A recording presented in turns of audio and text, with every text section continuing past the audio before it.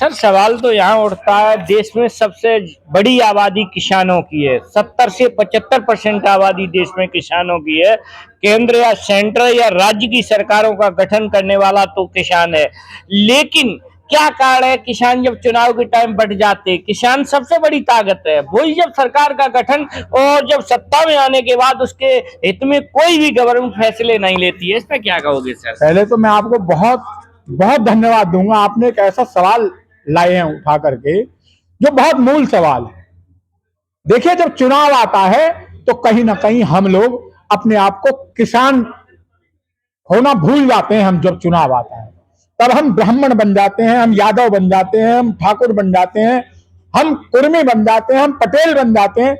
उस टाइम हम किसान नहीं रह पाते। सिर्फ उस टाइम किसान अपने आप को भूल जाता है कि हमारी जो जाति है वो एक किसान बिरादरी है, किसान कौम है। लेकिन उस टाइम हम और हमारे जो छुट भैया जो नेता हमारे मोहल्ले पड़ोस में जो वो घूमते हैं ना, वो हमें जातियों में बांट देते हैं। और हम जब वोट करते हैं, मैं बिल्कुल गुरेज नहीं करूंगा इस बात को कहने से कि उस टाइम हम किसान नहीं रहते। जब चुनाव आता है तो हम अलग अलग जाति के लोग बन जाते हैं। ये कारण है कि 75% आबादी पर कोई 10% और 15% लोग राज करते हैं। ये बड़ी बात है। हालांकि आप तो किसानों के बड़े नेता है, राकेश टिकैत जी के साथ पूरी टीम ये जो बैठे हैं सभी लोग भारत सरकार से संघर्ष करते रहे, लेकिन ये बहुत बड़ी सच्चाई है कि जब तक दुखी किसान रहेगा धरती पर तूफान रहेगा।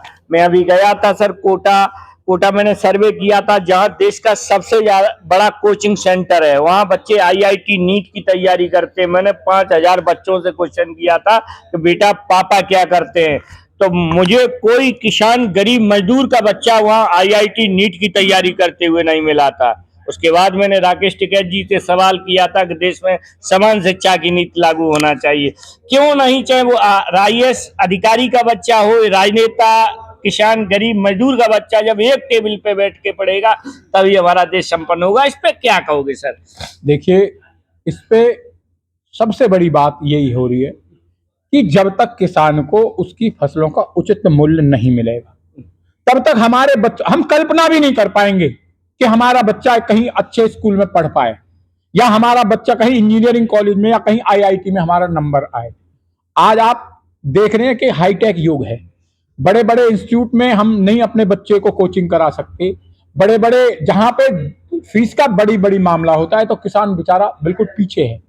हम जो डिमांड कर रहे हैं, हमारा जो उद्देश्य है, हमारा जो एमएसपी डिमांड का जो उद्देश्य है और किसान की अभी वर्तमान में जो स्थिति चल रही है उसका किसान की संपूर्ण कर्ज माफी का जो हमारी डिमांड है वो इसी उसमें। अगर किसान को उसकी फसल का उचित मूल्य मिल जाएगा, एमएसपी पे आप उसकी फसल को ले लेंगे, तो हमारे बच्चे भी कहीं ना कहीं अच्छे इंजीनियरिंग कॉलेज में, आईआईटी में और कहीं अच्छे पब्लिक स्कूलों में पढ़ पाएंगे। इसलिए हम अपने संगठन के माध्यम से, भारतीय किसान यूनियन राजनीतिक मंच के माध्यम से, हम सरकार से किसान आयोग के गठन की भी जो डिमांड इसलिए कर रहे हैं ताकि किसान पे आप चीजों को देखें और आप उन पे सही कार्य करें। बहुत बहुत धन्यवाद। जिस दिन ये लोगों ने गाजीपुर बॉर्डर पर धरना प्रदर्शन किया था, अगर उस दिन देश के किसान हर गांव में अगर उसी दिन आवाज उठाते, उधर जब किसान नेता जब भारत सरकार से संघर्ष कर रहे थे तब किसान देश के 75% देश की आबादी क्या कर रही थी, वो आपके लिए एनएसपी कानून लाने के लिए भारत सरकार से संघर्ष करते रहे,